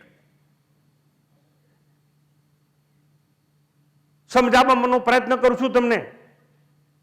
જનક તો પોતાની કબૂલાત નિખાલસતાથી કરે છે. મારા શુદ્ધ આત્મામાં મન જેવું કઈ નહીં, કારણ કે આત્મા જ નિરાકાર છે. સુખી દુઃખી થનારું મન છે, રાગ દ્વેષ કરનારું મન છે, વાસનાનો કામનાનો ભંડાર મન છે, પણ એ મન મારા આત્મામાં નથી. અને જો મન જ નથી તો અશાંતિ ક્યાં, અજંપો ક્યાં? પણ સ્વામીજી અમને અશાંતિ લાગે છે. હા, કેમ ખબર છે? મનમાં વાસનાનો કોલાહલ છે. ગઈકાલે મેં કહ્યું હતું અવર્સ ઇઝ ડિમાન્ડિંગ માઇન્ડ. પડે પડે એવું લાગે છે, આ જોઈએ, આ જોઈએ, આ લઉં, આ લઉં, આ ભેગું કરું. કેટલી બધી વાસનાઓ, કેટલી બધી કામનાઓ, તો કોલાહલ જ હોય ને, શાંતિ મળે ક્યાંથી? પણ આ જનક કહે છે મારા આત્મા સ્વરૂપમાં મન જ નથી તો અશાંતિ અજંપો ક્યાં? મન નથી તો વાસનાનો કોલાહલ કેવો? મન નથી તો કોઈ પણ વસ્તુની અપેક્ષા કેવી? મારા આત્મ સ્વરૂપમાં અપેક્ષાની ભરતી નથી. અને મન ના હોય તો દર્દની ઓઠ પણ મારા સ્વરૂપમાં નથી. મન નથી તો સુખનું આગમન કેવું? અને જો મન જ નથી મારા આત્મામાં તો દુઃખનું વિસર્જન કેવું? કબૂલાત કરે છે હું મનથી મુક્ત છું, મનનો સાક્ષી છું, મનથી અસંગ છું, મન જોડે મારે કોઈ લેવા દેવા નહીં. તમે તો હજારો વાર સાંભળી ચૂક્યા છો. મનોબુદ્ધિ અહંકાર ચિત્તાની નામ, એ કેટલી વાર સાંભળી ચૂક્યા છો. મનોબુદ્ધિ અહંકાર ચિત્તાની નામ, મન નહીં, બુદ્ધિ નહીં, અહંકાર નહીં. ન ચ શ્રોત જીવ હે ન ચ ગ્રહણ નેત્રે. આવું બધું સાંભળવા છતાં પકડાતું નથી. એક જ વાર ગુરુનો ઉપદેશ સાંભળી અને જનક પોતાની કબૂલાત કરે છે. અને જનક કહે છે અહમ શાંતિ એટલું જ નહીં, અહમ બોધ, હું તો જ્ઞાન સ્વરૂપ છું, ચૈતન્ય છું. જ્ઞાન સ્વરૂપ એટલે એમ કહેવા માંગે છે હું ચૈતન્ય છું. વન્સ અગેન, મારો ડાબો હાથ, ગઈકાલ વાત થઈ ગઈ તે પ્રમાણે આ ગ્લાસ મૂક્યો. આ ગ્લાસને ખબર નથી કે સ્વામીજીનો ડાબો હાથ છે, ડાબા હાથને ખબર નથી આ ગ્લાસ છે. આ ગ્લાસ ટેબલ પર મૂકું છું, ટેબલને ખબર નથી આ ગ્લાસ છે, અને ગ્લાસને ખબર નથી હું ટેબલ ઉપર છું. કેમ? બંને જડ છે માટે. એટલે જનક કહે છે હું તો ચેતન છું, બોધ સ્વરૂપ, જ્ઞાન સ્વરૂપ. હું જ્ઞાન સ્વરૂપ છું એટલે હું જડ નથી, બધું જ જાણું છું. અને બધામાં જ્ઞાન હોય તો બધામાં આત્મા હોય, અને બધામાં આત્મા છે અને એ જ્ઞાન સ્વરૂપ છે. એટલે જ્યારે એમ કહે છે હું બોધ છું, જ્ઞાન સ્વરૂપ છું, એટલે હું મુજમાં છું એવું નહીં. મુજમાં તો છું, પણ સર્વત્ર ભૂચર જળચર ખેચર સર્વમાં સમાવિષ્ટ છું, ચૈતન્ય છું. છતાં આશ્ચર્ય છે કે હું મને પ્રકૃતિનું કાર્ય માની બેઠો, મુજથી હું ઠગાયો છું. વાસ્તવમાં એ કહે છે પ્રકૃતિ પરહ, પ્રકૃતિનું કાર્ય નથી, પણ હું સમજી બેઠો છું. પ્રકૃતિ એટલે માયા, અને માયા એટલે પ્રકૃતિ, અને માયા અને પ્રકૃતિના 3 ગુણ હોય. સત્વ, રજસ અને તમસ એના 3 ગુણ છે. અને માયામાંથી જો આ બધું સર્જન થયું હોય તો જે કંઈ સર્જાયેલું છે એ બધામાં કાં તો સત્વ ગુણ હોય, કાં તો રજસ ગુણ હોય, અને કાં તો તમસ હોય, વધતા ઓછા પ્રમાણમાં. There is difference of degree, પણ દરેકમાં આવા 3 ગુણ હોય. જનક કહે છે હું માયાનું સર્જન નહીં, પ્રકૃતિનું કાર્ય નહીં, એટલે હું પંચમહાભૂતનું પૂતળું નથી. પણ આપણને સમજાતું નથી. અને છતાં રોજ સવારે ઉઠીએ છીએ, આંખો બંધ કરીએ છીએ અને બોલીએ છીએ પ્રહતસ્મરામિ હૃદય સંસ્ફુરદાત્મ તત્વમ સચ્ચિત સુખમ પરમહંસ ગતિમ તુરીયમ યત સ્વપ્ન જાગર સુષુપ્તિમવૈતિ નિત્યમ અંતે તદ બ્રહ્મ નિષ્કલમહમ નચ ભૂત સંગ. ભૂત એટલે પંચમહાભૂત. હું પંચમહાભૂતનો સંગ કે પૂતળું નથી, હું પંચમહાભૂતનું પોટલું નથી. અને છતાં હું માની બેઠો કે પંચમહાભૂતથી સર્જાયેલું આ શરીર છે એ હું છું, હું મુજથી ઠગાયો છું. યાદ રાખવાનું, પંચમહાભૂત 5, માયાના 3 ગુણ. એટલે માયાને શું કહેવાય? ત્રિગુણાત્મિકા. સત્વ, રજસ અને તમસ એ માયાના ગુણ છે. આ કહે છે પ્રકૃતિ કે માયાનું સર્જન નથી, પ્રકૃતિ પર, હું તો પ્રકૃતિથી પર છું. એટલે કહે છે હું પંચમહાભૂતના રજસ ગુણથી ઉત્પન્ન થયેલા 5 પ્રાણ નથી. ઓહો, પંચમહાભૂત છે ને, એ પંચમહાભૂત માયામાંથી આવ્યા હોય, અને માયામાં જે ગુણ હોય એ જ બધામાં આવે. એટલે આકાશમાં પણ સત્વ, રજસ, તમસ, પૃથ્વીમાં પણ સત્વ, રજસ, તમસ, એમ બધામાં. તો પંચમહાભૂતના રજસ ગુણથી 5 પ્રાણ ઉત્પન્ન થયા છે. પ્રાણ, વ્યાન, ઉદાન, આપણી સિસ્ટમ. અંગ્રેજીમાં સિસ્ટમ કહેવાય, આપણે એને પ્રાણ, વ્યાન, ઉદાન એવું કહીએ છીએ. ડાયજેસ્ટિવ સિસ્ટમ, એક્સક્રીટરી સિસ્ટમ, એ શું કરે? કાર્ય કરે. અને રજસ ગુણમાંથી જે ઉત્પન્ન થાય એ હંમેશા કર્મ કર્યા કરે. આ જનક કહે છે જો પંચમહાભૂતનું પૂતળું નથી તો પંચમહાભૂતના રજસ ગુણથી ઉત્પન્ન થયેલા કાર્ય કરનારા 5 પ્રાણ કે સિસ્ટમ પણ નથી. અને હું પંચમહાભૂતના સત્વગુણથી જેનું સર્જન થાય એ અંતઃકર પણ હું હોઈ શકું નહીં. 5 મહાભૂતના સત્વગુણમાંથી અંતઃકરણ, મન, બુદ્ધિ, અહંકાર, ચિત્ત એ બધું ઉત્પન્ન થયું. તો અંતઃકરણ પણ નથી. આપણે તો ગોખી માર્યું છે ને, મનોબુદ્ધિ અહંકાર ચિત્તાની નામ. સમજ્યા નથી ને? આ અંતઃકરણ પંચમહાભૂતના સત્વ ગુણનું સર્જન છે, એ હું નહીં. અને 5 પંચમહાભૂતના તમસ ગુણમાંથી કોઈ વસ્તુની ઉત્પત્તિ થઈ હોય તો સ્થૂળ શરીરની. તો આ જનક કહે છે હું સ્થૂળ શરીર પણ હોઈ શકું નહીં. છતાં એવી વિટંબણા છે કે મુજથી હું ઠગાયો છું. જન્મથી વિક્ષેપ પડ્યો, ભ્રાંતિમાં પડ્યો. હે ગુરુ, હે ગુરુ, આજે તે મને સાનમાં સમજાયો કે હું કોણ છું. હે સદગુરુ, મને આશ્ચર્ય છે. અહો શબ્દથી આશ્ચર્યોનું પણ તું આશ્ચર્ય છે. આજે હું, નાઉ પ્લીઝ બે એટેન્ટિવ, આજે હું મારો પરિચય, આજે હું મારું વર્ણન તમારા મુખે સાંભળ્યું. આશ્ચર્ય. તમે કેમ આવ્યા છો? શું કરવા આવ્યા છો? તમે કોણ છો એવું જાણો? તો તમે કોણ છો ને એ મારે કહેવાની શી જરૂર? 2 વસ્તુ છે, માફ કરજો મને. કાં તો તમારા બાપ દાદાએ તમે કોણ છો એ તમને સમજાવ્યું નથી, માટે તમે અહીં આવ્યા છો. એટલા માટે સદગુરુ માટે કહેવાય છે ત્વમેવ માતા ચ પિતા ત્વમેવ. અને બીજું, તમે કોણ છો તમને ખબર નથી. કેમ? તમે ઠગાયેલા, છેતરાયેલા છો તમારાથી. પણ જનક જેમ કબૂલાત કરવાનું સાહસ તમારામાં નથી. ધૈર્ય જોઈએ, સાહસ જોઈએ કે હું અજ્ઞાની છું, મૂર્ખ છું. એવા પણ મારી પાસે છે. મૂર્ખ છું એટલું નહીં, હું મૂર્ખ શિરોમણી છું, તમારા ચરણમાં આવ્યો છું. મને જ્ઞાન આપો, મારો ઉદ્ધાર કરો. ઓછા છે પણ આવ્યા છે. જનક કહે છે, એ ગુરુ, મારો પરિચય હું તમારા મુખે, તમારા દ્વારા હું મારું વર્ણન સાંભળું છું. આશ્ચર્ય છે. એ ગુરુ, તારા મુખેથી મેં મને પરખ્યો, મેં મને જાણ્યો, તારી કૃપાથી મને મારા દર્શન થયા. હે ગુરુ, તારો અને મારો અભેદ સર્જાયો. પહેલા હું તને અને મને બે માનતો હતો, પણ તારો અને મારો આત્મા તો એકનો એક છે. આપણી વચ્ચે અભેદ છે, આપણી વચ્ચે અદ્વૈત છે. જુદાઈ સમાપ્ત થઈ ગઈ. હે ગુરુ, તું વક્તા છે. હે ગુરુ, હું તો શ્રોતા છું ને, પણ જો આપણી વચ્ચેનો અભેદ હોય તો હું કહી દઉં, વક્તા પણ આશ્ચર્ય છે, શ્રોતા પણ આશ્ચર્ય. એટલા માટે ઉપનિષદોને ઘોષણા કરીને ગાવું પડ્યું, શ્રવણાયાપી બહુભીર્યો ન લભ્ય. અમદાવાદની વસ્તી કેટલી હશે મને ખબર નથી. જેને ખબર હોય એક સિસ્ટમેટિક ગપ્પુ મારો ને. કેટલા લાખ?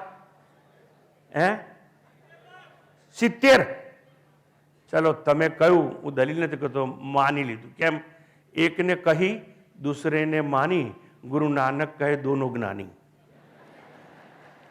તમારી સાથે જીવા જોડીને તો જેટલી વસ્તી હોય, પણ હું તમને એમ પૂછું છું, આટલી બધી મોટી વસ્તીમાંથી અહીં મને એવું કહેવામાં કે સીટો 3000, ઘણા બધા નીચે બેઠા, થોડા ઉમેરી દઉં તો આટલી મોટી વસ્તીમાંથી આટલા જ લોકો હાજર છે. એટલે ઉપનિષદોએ તો કહ્યું હતું સદીઓ પૂર્વે કે આત્મતત્વ છે ને, એનું વર્ણન તો મોટા ભાગના લોકોને સાંભળવા મળતું જ નથી. શ્રવણાયાપી બહુભીર્યો ન લભ્ય. પણ તમને જો મળતું હોય, my dear sir, you are blessed one. પરમાત્માના આશીર્વાદ તમારા પર ઉતર્યા છે. બાકી આત્મા તમારી ભીતર છે, તમે જાણતા નથી. કેવો છે ખબર નથી, ક્યાં છે ખબર નથી. અમદાવાદની આટલી મોટી વસ્તીમાંથી આટલાને જો આ મોકો મળે હોય, ધન્ય છે. માટે મેં કહ્યું હતું, વક્તા તો આશ્ચર્ય છે જ, શ્રવણ કરનાર શ્રોતા પણ આશ્ચર્ય સ્વરૂપ છે. પણ ઉપનિષદ આગળ જાય છે, શૃણવંતો અપી બહવ યમ્ન વિદુઃ. આટલા બધા સાંભળે છે ને, છતાં આત્મ સાક્ષાત્કાર કેટલા થાય? કોઈક ને, કોઈ વિરલો હોય. સાંભળવા છતાં આત્મા શું છે એ સમજાતું નથી. હવે કે છે વક્તા આશ્ચર્ય છે, શ્રોતા આશ્ચર્ય છે. સાંભળવા છતાં સમજાતું નથી. ના, આત્મા તો ભીતર છે. સંતો કહે છે સદા પાસે છતાં આગે અભાગી ને અરે દિશતો. સદા પાસે છતાં આગે અભાગી ને અરે દિશતો. આશ્ચર્ય વક્તા, વક્તા આશ્ચર્ય. કેમ? જે આત્માનું વર્ણન કરે છે એ સદગુરુ આશ્ચર્યમય છે. કેમ? વક્તા છે ને એ આત્માનું વર્ણન કરે છે કે જે આત્મા અદ્રશ્ય છે. એ ગુરુએ વર્ણન કરનાર વક્તાએ આત્માને આંખે જોયો નથી તો પણ આત્માની વાત કરે છે. અવર્ણનીય છે તો પણ એનું વર્ણન કરે છે. આત્મા માટે એવું કહેવાય વાચાતીત, beyond language, far from language. અને છતાં આ સદગુરુ વાચાતીત વાણી દ્વારા સમજાવે છે. આશ્ચર્ય, મહાશ્ચર્ય. વાણીથી અગોચર છે. એને વાણી દ્વારા સમજાવે છે. મન નથી આત્મામાં, આગળ વાત આવી ગઈ, અને છતાં સદગુરુ મન દ્વારા જ આત્માનું વર્ણન કરે છે. આશ્ચર્યનું આશ્ચર્ય છે. હે ગુરુ, આત્મા સર્વવ્યાપ્ત છે, મહાન છે, દેશ કાળ મુક્ત છે, તેનો જ તું મને અહીં અત્યારે સાક્ષાત્કાર કરાવે. હું જે બોલું છું સમજાય પકડાય તો સાક્ષાત્કાર ભવિષ્યમાં નથી, અહીં અત્યારે થઈ શકે તેમ છે. લિબરેશન ઇઝ હિયર એન્ડ નાઉ. સમજાય તો આ ક્ષણે પકડાઈ જાય અને શરીરનું તાદાત્મ્ય અહીં તોડી નાખો તો સાક્ષાત્કાર અહીં અત્યારે ઉપલબ્ધ છે. શ્વેત કેતુને આવું શ્રવણ કરતા કરતા સાક્ષાત્કાર થયો હતો, એવા દાખલાઓ છે ઉપનિષદમાં. એટલે વક્તા આશ્ચર્ય છે, આશ્ચર્યનું આશ્ચર્ય છે કે સર્વવ્યાપ્તનું અહીં અને અત્યારે વર્ણન કરીને સમજાવવાનો પ્રયત્ન કરે છે. એટલા માટે કહેવાય આશ્ચર્યો વક્તા. વક્તા આશ્ચર્ય છે. આશ્ચર્યો જ્ઞાતા કુશલાનુશિષ્ટ. જો સાંભળતા સાંભળતા કોઈને આત્મા સમજી જાય, આત્મજ્ઞાન થઈ જાય તો એ પણ મહાન આશ્ચર્ય છે. અને એવો શ્રોતા પોતે પણ આશ્ચર્યમય છે. આશ્ચર્યથી આ મંત્ર શરૂ થયો હતો. અહો એટલે આશ્ચર્ય. આશ્ચર્ય છે કે હું દેહ નથી, દેહ નહોતો. આશ્ચર્ય છે હું દેહ નથી, દેહ નહોતો, છતાં રોગી થયો, ભોગી થયો, યોગી થવા ભટક્યો. દેહના મૃત્યુથી હું ભયભીત થયો. દેહ નથી છતાં હું કરતા કહેવાયો. હું દેહ નથી છતાં હું ભોગતા કહેવાયો. દેહ નથી છતાં દેહનો સંગ મેં કર્યો. આત્મા તો દેહને અડે નહીં, નડે નહીં, અને છતાં આત્મા તો ન સમજ્યો. અજાણતા ભ્રાંતિમાં હું મને દેહ સમજી બેઠો. દેહ સમજી બેઠો. જો હું આત્મા છું તો દેહને અડું નહીં. હું આત્મા છું, શરીરને નડું નહીં. અને હું જ શરીર નથી, છતાં આશ્ચર્ય છે. દેહને અડતો નથી, નડતો નથી, છતાં હું મને અન્ય શરીરનો પતિ કહી બેઠો. હું મને કોઈનો બાપ સમજી બેઠો. હું મને પતિ, પિતા, પુત્ર સમજી બેઠો.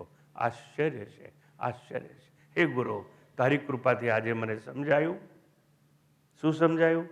ન મે મૃત્યુ શંકા, ન મે જાતિ ભેદ, પિતા નૈવ મે નૈવ માતા ન જન્મ, ન બંધુર ન મિત્રમ, ગુરુર્નૈવ શિષ્ય, ચિદાનંદ રૂપ શિવોહમ શિવોહમ. શિવોહમ શંકર એટલે કલ્યાણકારી હોય છે. શમ કરોતિ ઇતિ શંકર. અજ્ઞાનનો બાદ કરી, અજ્ઞાનનો નાશ કરી અને જે જ્ઞાન આપે, સૌનું કલ્યાણ કરે, એને શિવોહમ કહેવામાં આવે છે. આજે હે ગુરુ, હું તારી કૃપાથી સમજ્યો. નાહમ મનુષ્યો ન ચ દેવ યક્ષો, ન બ્રાહ્મણ ક્ષત્રિય વૈશ્ય શુદ્રાહ, ન બ્રહ્મચારી ન ગૃહી વનસ્તો ભિક્ષુ ન ચાહમ. નિજ બોધ રૂપ આજે હું હે ગુરુ તારી કૃપાથી આ બધું સમજી ચૂક્યો છું. અંતે અંતિમ વાત પૂર્વે તમે રજા આપો, 5 મિનિટ વધારે લઉં. હા તો ઓમ બોલો. શાંતિ. એક ધનવાન છે, બધું જ છે એની પાસે, મોટો બંગલો બનાવ્યો. ઉનાળામાં કામ આવે માટે એસી નાખ્યું છે. શિયાળામાં થરથરે નહીં માટે એને બંગલામાં હીટર મૂક્યા છે. ચોમાસામાં ભેજની અસર ના થાય એટલે હ્યુમિડિફાયર મૂક્યા છે.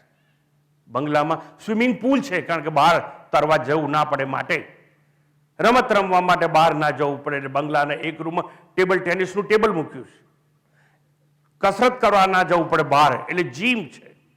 ફરવા ના જવું પડે પાર એટલે બંગલાની અંદર મોટો બગીચો અને ગાર્ડન બનાવવામાં આવ્યો છે. સિનેમા જોવા ના જવું પડે, ઘરમાં હોમ થિયેટર છે એની પાસે.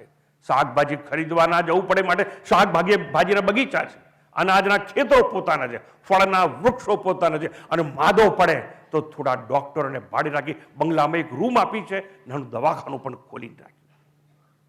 અને શેઠ બધાને કહે છે, આવો, you are most welcome to my house.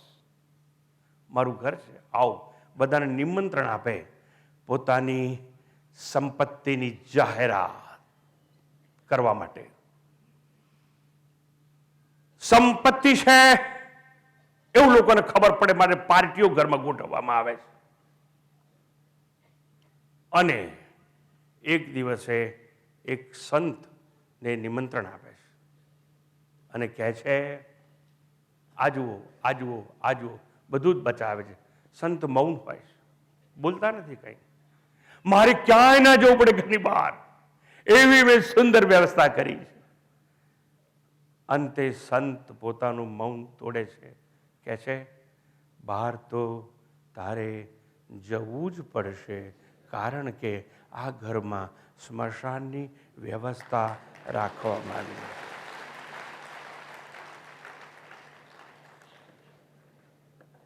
જ્ઞાનથી જો સમજાય કે આત્મ સ્વરૂપે તો હું સર્વત્ર છું, બહાર પણ છું, અંદરમાં છું, બધે જ છું, જવાનો પ્રશ્ન જ ક્યાં? હું યાત્રા શૂન્ય છું. પણ જનકની જેમ કબૂલાત કરવી જોઈએ, મોહેન એવ વિડંબિત. એવો જ એક ગામમાં એક સંત પધાર્યા છે. ગામના લોકો સંતને પ્રણામ કરે છે. આજે રવિવાર છે ને, હોલિડે મૂડમાં છીએ આપણે. એ ગામમાં એક સંત આવે છે અને ગ્રામજનો સત્કાર કરે, હારતુરા કરે, પાદરેથી લઈ આવે છે અને કહે છે, મહારાજ સત્સંગ ગોઠવો. સત્સંગ ગોઠવવામાં આવ્યો. ગામના બધા લોકો ભેગા થયા, હજારોની ભીડભાડ થઈ, કલાક સુધી બધા બેઠા છે. સંત કશું બોલતા નથી, મૌન છે. ધીરે ધીરે ટોળું વિખરાઈ ગયું, ચાલ્યા ગયા. બીજા દિવસે ફરીથી સભા બોલાવવામાં આવી, લોકો આવ્યા. સંત મૌન છે, કંઈ બોલતા નથી. બીજા દિવસે લોકો ચાલ્યા ગયા, પણ બીજા દિવસે ઓછા થયા, ત્રીજા દિવસે એનાથી ઓછા. 6 દિવસ સુધી આવું ગોઠવવામાં આવ્યું. છઠ્ઠા દિવસે તો 15-20 માણસો હતા. હવે 7મો દિવસ આવ્યો. 7મા દિવસે સંત હાજર થાય છે જગ્યાએ, ગામમાં. એક જ શ્રોતા ત્યાં ઉપસ્થિત હોય છે, એક શ્રોતા અને એક વક્તા. એ દિવસે સંતે જે પ્રવચન કર્યું, જે ઉપદેશ આપ્યો, એવો ઉપદેશ અપાયો કે અંતે શાંતિપાઠ પૂર્વે શ્રોતા અને વક્તા ચોધાર આંસુમાં સ્નાન કરવા લાગ્યા, તૃપ્ત થઈ ગયા. પછી પેલું એક શ્રોતા હતો, એણે એમ કહ્યું, મહારાજ એક નમ્રતાથી વાત કરું છું. આજે જે પ્રવચન આપ્યું ને તમે, એ પ્રવચન જો તમે પહેલા જ દિવસ આપ્યું હોત તો હજારો લોકોને આ લાભ મળી શક્યો હોત. સંત કહે છે જે મારું મૌન પચાવી ના શકે એ વાણી કઈ રીતે પચાવી શકશે?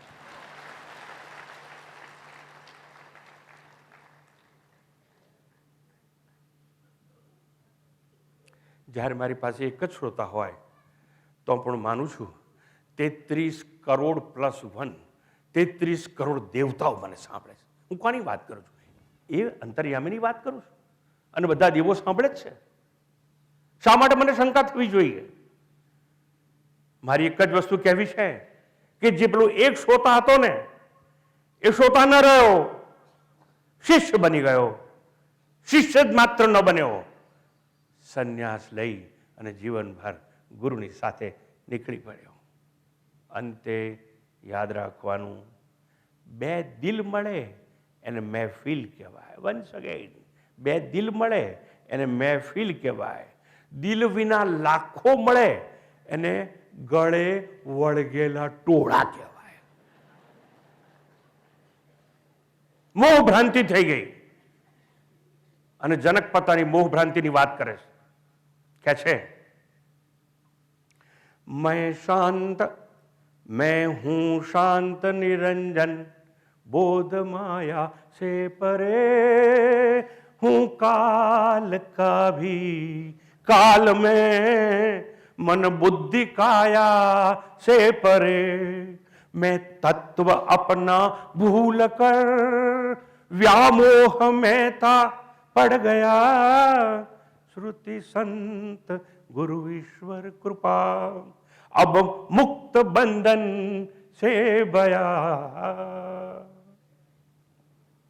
ओम पूर्णमद पूर्णमिदं पूर्णात् पूर्णमुदच्यते पूर्णस्य पूर्णमादाय पूर्णमेवावशिष्यते. ओम शांति शांति शांति. हरिः ओम. श्री गुरुभ्यो नमः. हरिः ओम.